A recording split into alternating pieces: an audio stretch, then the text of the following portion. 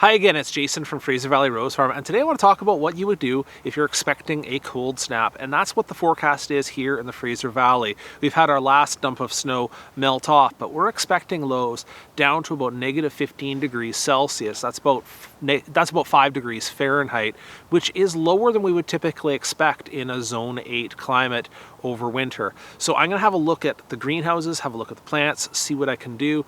Happily, just to interject here, we are expecting a dump of snow at the front end of this cold snap, so that will make things a little bit easier to prepare for, but we still have to consider placement of plants and watering and such, so let's go have a look. This may surprise some people, but the first thing I think about when it comes to winter cold is watering. I want to get the watering into the plants before I don't have a chance to do so. This is going to be an extended snap, 10, 12 days, we don't know how long, and during that time obviously I won't be turning on the water outside, I won't have access to irrigation, and the first thing that kills plants in cold and especially windy periods is desiccation. They can dry out, especially that cold wind carries off the moisture from the leaves. Obviously in the greenhouse here I'm trying to shelter them, but the first thing I want to do is make sure there's enough water in this pot. So I can feel, obviously by weight, that there's some weight in this pot. If it were dry, it would obviously be quite light. I can also pull off the pot here and have a look at the roots, and the color of the soil is sort of a deeper brown, and again you just feel that there's moisture at every portion of this soil. Now I'm not looking for them to go into this cold snap soaking wet, that's not the goal here, but I also don't want them to be kind of in that dryish range where over the course of 10 or 12 days they dry out completely and the cold air sucks the moisture out of them and then starts to kill them off from the tips. The next place I look is upwards to my irrigation lines, and I open everything up and drain them to get the water out of them. Obviously, I've already depressurized that, but any kind of water that sits up in those lines, and if they freeze, they can build up pressure and they can break your lines on you.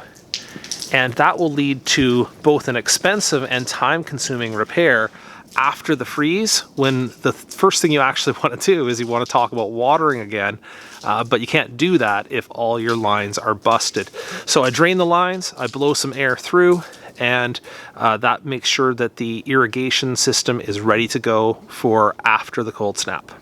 While I still have the option, I'm leaving my greenhouse wide open, doors open, I've got the sides here cracked open. I'm letting air ventilate through the greenhouse because what will happen when I get into the cold snap, and that's in the next couple of days, is I will be closing this up like a coffin. That sounds awful, but that's the way I feel about it. My plants can't breathe when they don't have fresh air. So I'm going to, right now, give them the fresh air they need. Hopefully when it gets cold, I'm protecting them from the temperatures. That will slow down pathogens and fungal infections as well. But I honestly don't keep my greenhouses closed any more than I absolutely have to. All that said, when I do want to close them up, I want to close them up tight. So you can see here, I've got an air gap underneath that door that I've just blocked with some wood posts and blocks. And here on the side of the greenhouse, on the roll-up side, I've actually closed the roll-up side. You can see that's closed all the way down, and I've wiggle wired it in the closed position. That way, if there's cold wind running through here, it's as sealed as it can possibly be for now.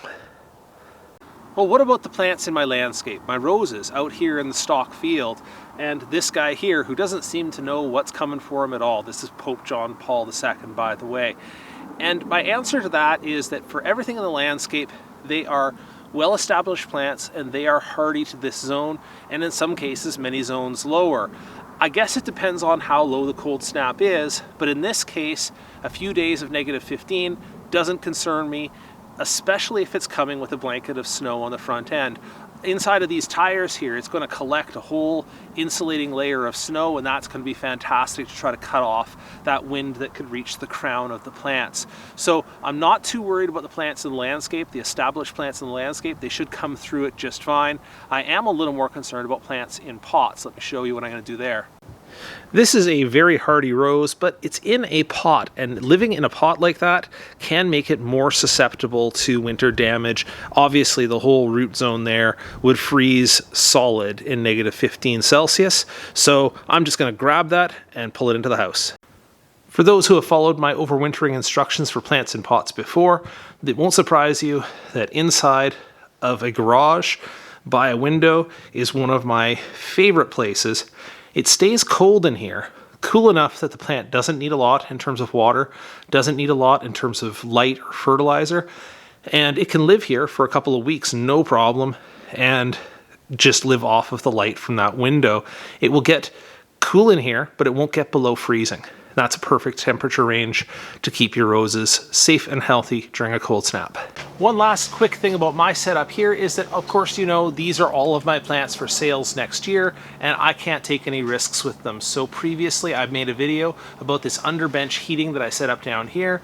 That's using a heated wire to heat up a tube of water that keeps this above freezing. At least that's the theory, and I've tested it over some cold nights and it's worked pretty good so far. Now, that being said, a long period of -15 Celsius or 5 degrees Fahrenheit may actually challenge this system in ways that I didn't anticipate, so I've picked up a backup heater for it. That's what this is here. It just sits on the top of a propane tank, and this can run for something like 40 hours or 43 hours on a single tank of propane. Doesn't make it a cheap solution, but it does make it a backup solution for if I have some particularly cold nights that I'm worried about in here and I'm concerned that the underbench heat can't keep up with it.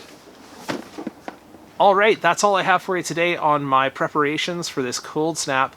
I just wanted to take this opportunity to wish all of you who celebrate it a Merry Christmas, and thank you for all of your support and for all of your comments and advice this year. I really appreciate it, and again, thanks so much for watching.